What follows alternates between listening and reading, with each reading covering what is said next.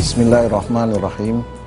Assalamualaikum warahmatullahi wabarakatuh. Alhamdulillahilladzi hadana lihada wa ma kunna linahtadiya laula an hadanallah. Wassalatu wassalamu ala sayyidil anbiya'i wal mursalin sayyidina wa habibina Abil Qasim Muhammad wa ala alihi tayyibina tahirin. Saudara-saudara sekalian rahimakumullah, segala puji bagi Allah Subhanahu wa taala atas segala nikmat yang selalu dicurahkannya kepada kita semua. Juga tidak lupa kita sampaikan salawat serta salam kita kepada junjungan kita semua, Rasulullah Shallallahu Alaihi Wasallam dan ahlul baitnya, karena merekalah kita mengenal Islam, karena merekalah kita mengenal Allah Subhanahu wa taala dengan sebenar-benarnya kenal, dan akhirnya kita juga mengenal tujuan hidup kita yang hakiki. Oleh karena itu, keberadaan Rasulullah Shallallahu Alaihi Wasallam dan ahlul baitnya yang disucikan tak kalah pentingnya atas nikmat-nikmat Allah yang lain, termasuk juga nikmat agama ini. Pada kesempatan ini, saya akan membahas satu tema penting dalam masalah akidah, yaitu tentang ahlul bait Rasulullah Shallallahu Alaihi Wasallam sebagai padanan dan pendamping Al-Quran, Kitabullah, yang Allah turunkan sebagai kitab terakhir, sebagai petunjuk terakhir yang memiliki sifat universal dan abadi hingga akhir kiamat. Masalah bahwasanya manusia membutuhkan petunjuk Allah Subhanahu wa taala, secara khusus orang-orang yang bertakwa di antara mereka, adalah masalah yang jelas. Tetapi agar sampainya mereka pada kebutuhan mereka yang terpenting, yaitu kesempurnaan hakiki, kebahagiaan hakiki yang dalam bahasa Islam atau yang dijelaskan oleh Islam sebagai kedekatan kepada Allah Subhanahu wa taala, membutuhkan dua hal penting. Pertama, petunjuk, atau juga disebut dengan syariat. Allah Subhanahu wa taala di dalam Al-Qur'an telah berfirman, Bismillahirrahmanirrahim. Dzalikal kitabu la raiba fihi hudal lil muttaqin. Itulah kitab yang tidak ada keraguan di dalamnya sebagai petunjuk orang-orang yang bertakwa. Allah Subhanahu wa taala menyatakan, menegaskan kepada kita, tidak saja manusia pada umumnya dan orang-orang yang bertakwa pada khususnya membutuhkan petunjuk Allah Subhanahu wa taala, tetapi juga menegaskan bahwasannya petunjuk yang Allah turunkan kepada manusia tidak ada keraguan sedikit pun. Di dalam ayat yang lain Allah bahkan menegaskan juga, Bismillahirrahmanirrahim. Afala yatadabbarul Qur'ana walau kana min indi ghairillahi la wajadu fihi ikhtilafan katsira. Apakah mereka tidak merenungi Al-Qur'an? Seandainya Al-Qur'an datang dari selain Allah Subhanahu wa taala, tentunya mereka akan mendapati di dalamnya perselisihan, pertentangan yang banyak. Dua hal ini harus kita yakini sebagai umat Islam. Bahkan mereka yang belum menerima agama Islam, kalau mereka mau merenungi Al-Quran, mereka akan mendapati bahwasanya Al-Quran adalah petunjuk Allah yang dibutuhkan oleh manusia. Al-Quran mengandung syariat atau sesuatu yang dibutuhkan oleh manusia agar mereka bisa atau dapat hidup sebagaimana mestinya, sebagaimana seharusnya, agar mereka sampai kepada tujuannya, agar mereka dapat meraih kebahagiaan hakiki. Di samping itu, Al-Quran juga menegaskan bahwasannya manusia tidak dapat memahami petunjuk Allah ini. Manusia tidak dapat memperoleh penjelasan yang sempurna tentang petunjuk yang terkandung di dalam Al-Quran, meskipun mereka membutuhkannya, kalau tidak mendapatkan bimbingan orang-orang tertentu. Mereka tidak mendapatkan petunjuk ini langsung dari Allah Subhanahu wa taala, juga tidak langsung dari malaikat yang Allah utus menyampaikan petunjuk ini. Karena kebanyakan manusia yang membutuhkan petunjuk Allah bukanlah orang-orang yang sempurna secara maknawi. Oleh karena itu, pertanyaan-pertanyaan muncul, apakah manusia dapat memahami Al-Quran sebagaimana mestinya, sehingga menjamin dirinya akan dapat hidup dan sampai kepada tujuan hidupnya? Apakah mendapatkan petunjuk sama artinya dengan membacanya? Apakah mendapatkan petunjuk dari Allah Subhanahu wa taala yang terkandung di dalam Al-Quran? Apakah memahami petunjuk yang ada di dalam Al-Quran sama artinya dengan dia memiliki Al-Quran itu sendiri? Jelas bukan itu maknanya. Maknanya adalah mereka yang mendapatkan petunjuk yang terkandung di dalam Al-Quran adalah mereka yang memahami isi Al-Quran dengan sebenarnya, dan juga mampu melaksanakan perintah-perintah Allah yang sebenarnya pula yang terkandung di dalamnya. Oleh karena itu, manusia membutuhkan figur. Mereka yang belum sempurna dan tidak mampu memahami Al-Quran secara benar membutuhkan figur, membutuhkan pembimbing. Allah Subhanahu wa taala di dalam Al-Quran menegaskan masalah ini, menjelaskan masalah ini lewat ayat yang berbunyi Bismillahirrahmanirrahim, wa ja'alna minhum a'immatan yahduna bi amrina lamma sabaru wa kanu bi ayatina yuqinun, yang artinya, dan kami jadikan di antara mereka para imam atau imam-imam yang menunjuki dengan perkara kami, dengan cara kami, dengan urusan kami, tatkala mereka bersabar, dan mereka adalah orang-orang yang yakin kepada ayat-ayat kami.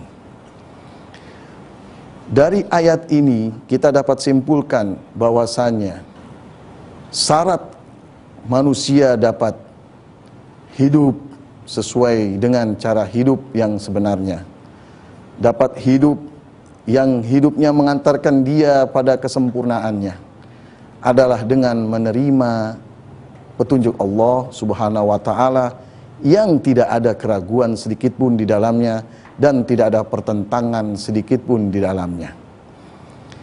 Tetapi problem bahwa karena kekurangan yang dimiliki oleh manusia pada umumnya, mereka tidak mampu memahami petunjuk itu, sehingga akan menjadi sia-sia Allah menurunkan petunjuk itu tatkala mereka tidak mampu memahaminya secara sendiri.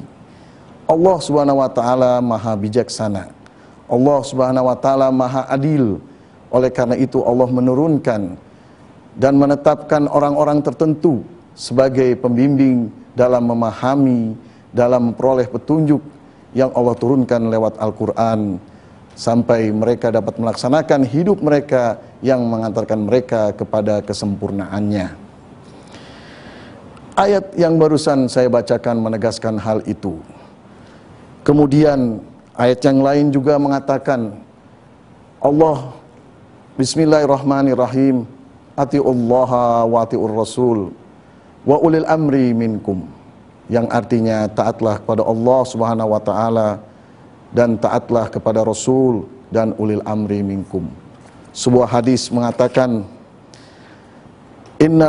innal imamata khilafatullahi wa khilafatur rasuli wa maqamu amiril mu'minin wa mirasul hasani wal husain.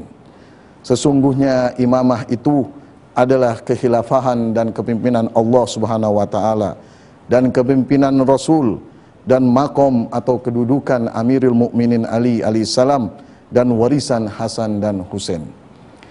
Baik ayat yang berbunyi atiullaha wa atiur rasul wa ulil amri minkum, taatlah kepada Allah, taatlah kepada Rasul dan ulil amri minkum, dan riwayat setelahnya yang saya bacakan yang menegaskan bahwasanya imamah adalah kepimpinan Allah, imamah adalah kepimpinan Rasul, imamah adalah kedudukan Amiril Mukminin alaihissalam dan warisan Imam Hasan dan Husain, bahwasanya masalah imamah adalah masalah yang pasti, karena masalah imamah adalah masalah yang tidak akan mungkin berubah. Masalah imamah adalah sunatullah, dan di dalam Al-Quran dinyatakan bahwasanya sunatullah tidak mungkin berubah. Di dalam ayat yang juga saya tadi bacakan, bahwa imamah adalah orang-orang yang atau kedudukan di mana beberapa orang diwajibkan oleh Allah atau ditentukan oleh Allah Subhanahu wa taala untuk menunjuki manusia dengan biamrina. Biamrina menunjukkan bahwasanya menunjuki mereka adalah sebuah kepastian. Biamrina meskipun secara bahasa bisa diartikan dengan urusan kami, dengan perkara kami, tetapi di dalam sebuah ayat dinyatakan bahwasanya Allah Subhanahu wa taala berfirman, innama amruhu idza arada syai'an ay yaqula lahu kun fayakun. Yang artinya sesungguhnya perkara Allah Subhanahu wa taala hanyalah di mana ia menghendaki sesuatu, maka sesuatu itu akan jadi. Para imam menunjuki atau memiliki otoritas menunjuki manusia juga Allah nyatakan biamrina. Dan ayat idza arada syai'an menunjukkan bahwasanya amar Allah Subhanahu wa taala adalah sebuah kepastian. Dari sini kita dapat simpulkan bahwasanya menunjukinya para imam adalah menunjuki sesuatu yang pasti, menunjuki yang tidak akan berubah, yaitu di mana kadang ia menunjuki dan di lain waktu dia tidak mampu menunjuki. Menunjukinya para imam adalah sunatullah Subhanahu wa ta'ala. Oleh karena itu, yang pantas menjadi padanan Al-Quran, di mana Al-Quran adalah kitab atau petunjuk Allah Subhanahu wa ta'ala yang tidak ada sedikit pun keraguan di dalamnya, mereka lah yang harus menjadi penjelas, pembimbing manusia untuk memahami petunjuk Allah Subhanahu wa ta'ala itu. Hadirin sekalian rahimakumullah, kembali saya akan mengulangi ayat yang saya bacakan, bahwasanya ketika manusia membutuhkan kepada petunjuk Allah, ketika manusia membutuhkan bimbingan Allah Subhanahu wa taala, maka Allah mengatakan dzalikal kitabu la raiba fihi hudal lil muttaqin. Karena manusia tidak mampu memahaminya sendiri, karena pada umumnya mereka memiliki kekurangan secara maknawi, karena mereka memiliki tingkat kesempurnaan yang rendah, mereka tidak mampu memahami petunjuk Allah sebagaimana mestinya, sebagaimana yang diinginkan oleh Allah. Karena apabila mereka tidak memahaminya secara mestinya, maka keberadaan atau Allah mendatangkan Al-Quran menjadi percuma, dan mereka pun tidak akan dapat mencapai kesempurnaannya gara-gara tidak dapat menjalani hidupnya sesuai dengan yang seharusnya. Oleh karena itu Allah juga menegaskan di dalam ayat yang lain, dan ayatnya pun tadi telah saya bacakan, wa ja'alna minhum a'immatan yahduna bi amrina lamma sabaru wa kanu bi ayatina yuqinun. Dan kami jadikan di antara mereka para imam yang menunjuki manusia dengan perkara kami ketika mereka bersabar, dan mereka adalah orang-orang yang yakin kepada ayat-ayat kami. Ayat ini sebagaimana tadi saya jelaskan didukung oleh ayat yang lain yang mengatakan bahwasanya innama amruhu idza arada syai'an ayyakula lahu kun fayakun, menunjukkan bahwa kemampuan mereka dalam menunjuki manusia bi amrina, maksudnya bahwa kemampuan mereka dalam menunjuki manusia adalah sesuatu yang pasti dan tidak akan pernah berubah. Mereka bukanlah orang-orang yang kadang mampu menunjuki manusia dan kadang-kadang tidak. Di dalam ayat yang lain juga dan telah saya bacakan, Allah nyatakan dengan tegas bahwa ketaatan kepada mereka sama dengan ketaatan kepada Rasul dan Allah Subhanahu wa taala sendiri. Atiullaha wa atiur Rasul wa ulil amri minkum. Bahkan didukung oleh hadis yang mengatakan bahwasanya imamah adalah kepemimpinan Allah, kepemimpinan Rasul, dan makomnya Amiril Mukminin Ali alaihissalam, dan warisan Imam Hasan dan Husain. Hadirin sekalian rahimakumullah, tentunya masalah ini tidak selesai hanya dengan meyakini bahwasanya Al-Quran adalah petunjuk yang pasti. Di dalam Al-Quran tidak ada keraguan sedikit pun dan tidak ada pertentangan secuil pun. Al-Quran adalah kitab yang betul-betul dibutuhkan oleh manusia, dan hanya Al-Quranlah yang dibutuhkan oleh manusia sebagai petunjuk untuk sampai kepada kebahagiaan hakiki. Dan juga para imam adalah orang-orang yang pasti mampu menunjuki manusia, atau orang-orang lain yang membutuhkan petunjuk Allah, orang-orang lain yang ingin memahami petunjuk Allah dengan sebenar-benarnya. Kita pun harus meyakini dan mengenal siapa para imam itu. Tanpa mengenal siapa para imam itu, maka bukan tidak mungkin keyakinan kita tentang bahwasanya Al-Quran itu ada, petunjuk Allah itu telah Allah turunkan, dan tidak ada keraguan sedikit pun, dan juga para imam itu ada, dan mereka orang-orang yang pasti mampu menunjuki manusia ke jalan yang lurus tanpa ada keraguan sebagaimana Al-Quran, menjadi percuma. Dan tentunya akibatnya mereka atau manusia-manusia selain mereka juga tidak sampai kepada tujuan atau kebahagiaan hakiki, tidak mampu mencapai kebahagiaan hakiki kalau mereka tidak mengenal individu-individu yang duduk sebagai imam. Tentunya sekali lagi dengan kebijakannya Allah Subhanahu wa taala juga menyampaikan atau memberitakan tentang persoalan penting yang ketiga ini. Di dalam sebuah ayat Allah Subhanahu wa taala berfirman, Bismillahirrahmanirrahim. Innama yuridullahu liyudhiba ankumur rijsa ahlal bait wa yutahhirukum tathira. Yang artinya sesungguhnya Allah hanya berkehendak mensucikan kalian wahai ahlul bait sesuci-sucinya.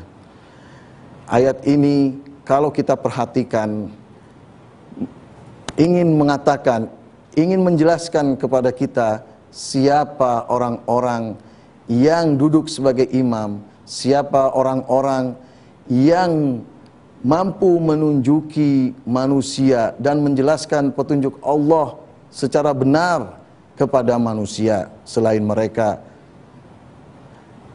Allah katakan dalam ayat ini mereka adalah ahlul bait dengan alasan mereka adalah orang-orang yang suci.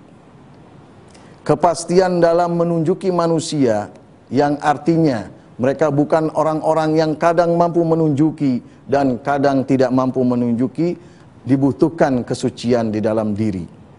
Dan Allah katakan ahlul baitlah orang-orang yang disucikan.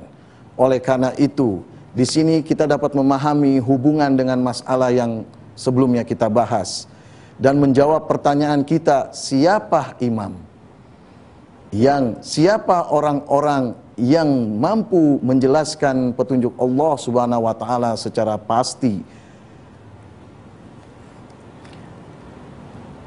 Mereka adalah ahlul bait. Dan ahlul bait di sini adalah keluarga suci Rasulullah Shallallahu Alaihi Wasallam. Dan mereka mampu menduduki jabatan sebagai imam dan menduduki manusia secara pasti karena mereka adalah orang-orang yang Allah sucikan dengan sebenar-benar penyucian.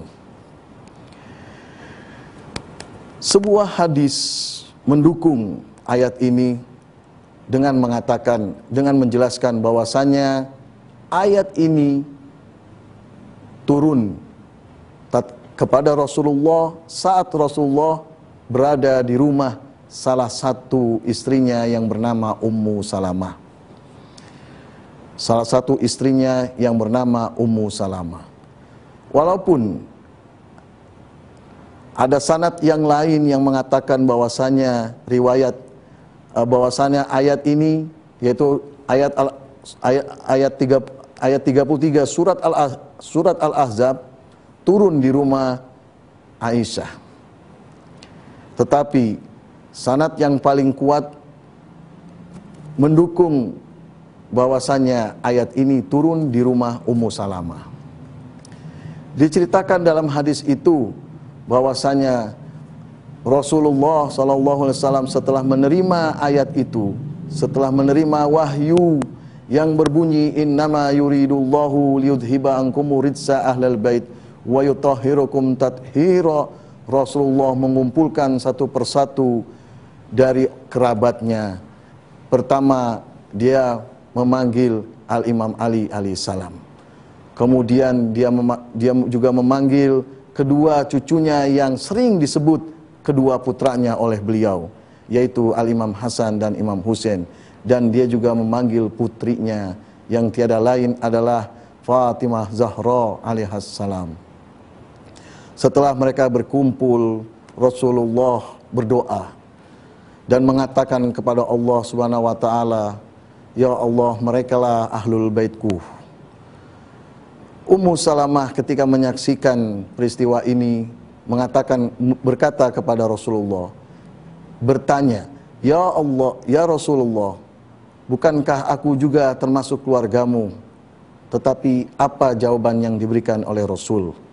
Tidak, tetapi engkau dalam kebaikan selama engkau mengikuti mereka. Peristiwa ini datang setelah turunnya ayat itu. Tak lama setelah turunnya ayat innama yuridullahu liyudhiba ankum ridsa ahlal bait. Mengingat kedekatan apa yang dilakukan oleh Rasulullah ini dengan turunnya ayat itu, para mufassir sepakat bahwasanya makna dan kandungan ayat itu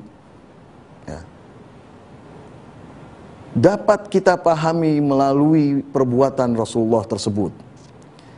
Oleh karena itu mufassir memahami bahwasanya yang dimaksud dengan ahlul bait di sana adalah orang-orang yang Rasulullah panggil. Di riwayat yang lain, Rasulullah juga menegaskan bahwa termasuk orang-orang yang Allah sucikan adalah sejumlah orang yang lahir dari sulbi atau keturunan Al-Imam Husain alaihi salam. Termasuk diantaranya riwayat yang menafsirkan ayat Quran yang berbunyi atiullaha wa atiur rasul wa ulil amri minkum. Salah seorang sahabat yang bernama Jabir Al-Ansori pernah bertanya, "Ya Rasulullah, kami disuruh taat kepada Allah. Dalam ayat tersebut kami sudah kenal Allah Subhanahu wa taala, dan kami pun disuruh taat kepada Rasul, kami pun sudah mengenal Rasul adalah engkau. Dan kami pun disuruh taat atau diperintah taat untuk taat kepada imam atau ulil amri. Siapa mereka?"